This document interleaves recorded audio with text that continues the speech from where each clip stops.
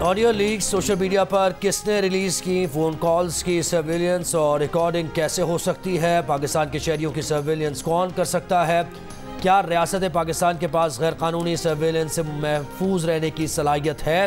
Islamabad high court का audio leak case में DGIB और DGFIA को 19 फरवरी को ज़ाती हैसियत में तलब कर लिया।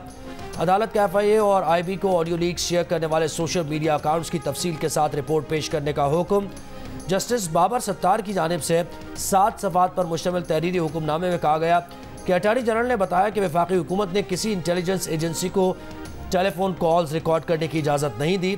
अटॉर्नी जनरल ने कहा कि तमाम शहरियों की प्राइवेसी और हुकूक का तहफ़्फ़ुज़ ज़रूरी है। ISI की जमा कराई गई रिपोर्ट के मुताबिक ISI के पास सोशल मीडिया पर शेयर मालूमात के सोर्स का तयन करने की टेक्नोलॉजी नहीं।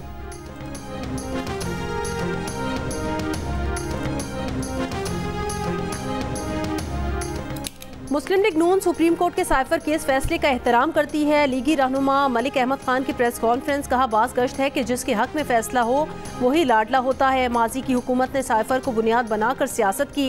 इस्टेब्लिशमेंट को भी साइफर के मामले पर घसीटा गया। साइफर को जवाज बनाकर एक दोस्त मुल्क के सरकारी हुकाम पर इल्ज़ाम लगाए गए। PTI को बंद लिफाफों से रगबत है, चाहे बंद लिफाफे में 190 मिलियन पाउंड ही क्यों न हो।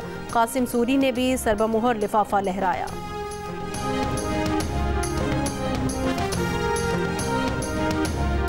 PTI से बल्ला छिन गया। इलेक्शन कमीशन ने अपने फैसले में कहा कि PTI ने अपने इंतखाबात पार्टी आइन के मुताबिक नहीं कराए, इसलिए वो बल्ले के निशान के अहल नहीं। PTI इलेक्शन कमीशन की हिदायत पर अमल करने में नाकाम रही। इलेक्शन कमीशन के फैसले के बाद barrister Gauhar Ali Khan chairman PTI नहीं रहे। तहरीक इंसाफ का इलेक्शन कमीशन का फैसला पेशावर हाई कोर्ट में चैलेंज करने का ऐलान।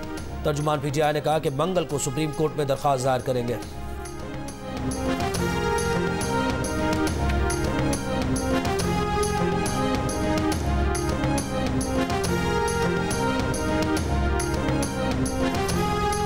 दो रोज की तौसी के बाद कागजात नामजदगी की वसूली और जमा कराने का अमल सुस्त रवि का शिकार। लाहौर की कौमी असम्बली पर अब तक 89 उम्मीदवारों ने कागजात नामजदगी जमा कराए। सूबाई असम्बली के लिए 3 रोज में 240 उम्मीदवारों ने कागजात नामजदगी जमा कराए। इस्लामाबाद के 3 कौमी असम्बली के हलकों के लिए मजमूई तौर पर 109 उम्मीदवारों की जानिब से कागजात नामजदगी जमा करवाए गए।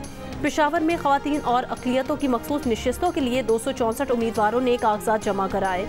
कोयटा की 3 कौमी और 9 सूबाई असम्बली की नशिस्तों के लिए कागजात नामजदगी जमा करवाए जा रहे हैं।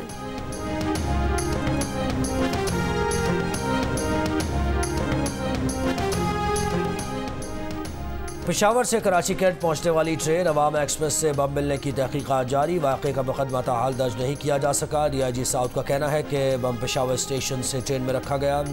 टाइमर के मुताबिक बम फटने का टाइम दोपहर 12 बजे का था। दोपहर 12 बजे ट्रेन सखर रोड़ी जंक्शन पर थी। बम में मौजूद डिवाइस नाकारा होने की वजह से बम नहीं फट सका। कैंट स्टेशन पर ट्रेन आकर रुकी तो ट्रेन अमले ने मशकूक बैग देखकर फ़ौरन पुलिस को इत्तला दी। बम डिस्पोजल यूनिट ने बम को कंट्रोल ब्लास्ट के जरिए नाकारा बना दिया। बम 5 किलो का था, जिसमें 2 किलोग्राम धमाका खेज मवाद था, जिसे टाइम डिवाइस के साथ मुंसलिक किया गया था। बम ट्रेन की सीट के नीचे स्कूल बैग में छुपाकर रखा गया था।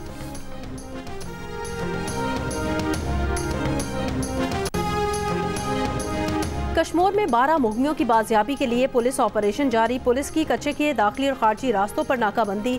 मुख्तलिफ मकामात पर डाकुओं और पुलिस के दरमियान फायरिंग का तबादला भी जारी।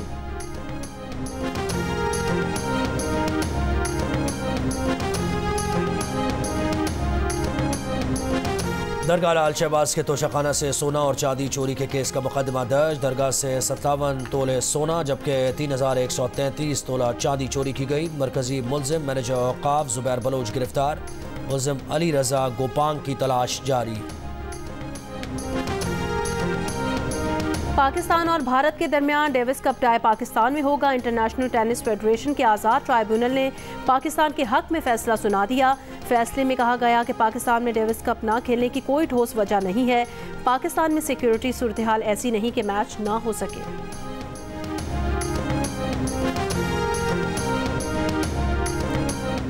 गाजा में निहत्ते फ़लस्तीनियों की नस्लकुशी को रोकने के लिए इसराइल और आलमी बरादरी को मज़ीद कितने बच्चों और औरतों की लाशें चाहिए। पीपल्स पार्टी रहनुमा शहरी रहमान की इसराइल की जानिब से गाजा पर 2000 पाउंड वजनी बम गिराने की सख्त अल्फाज में मजम्मत।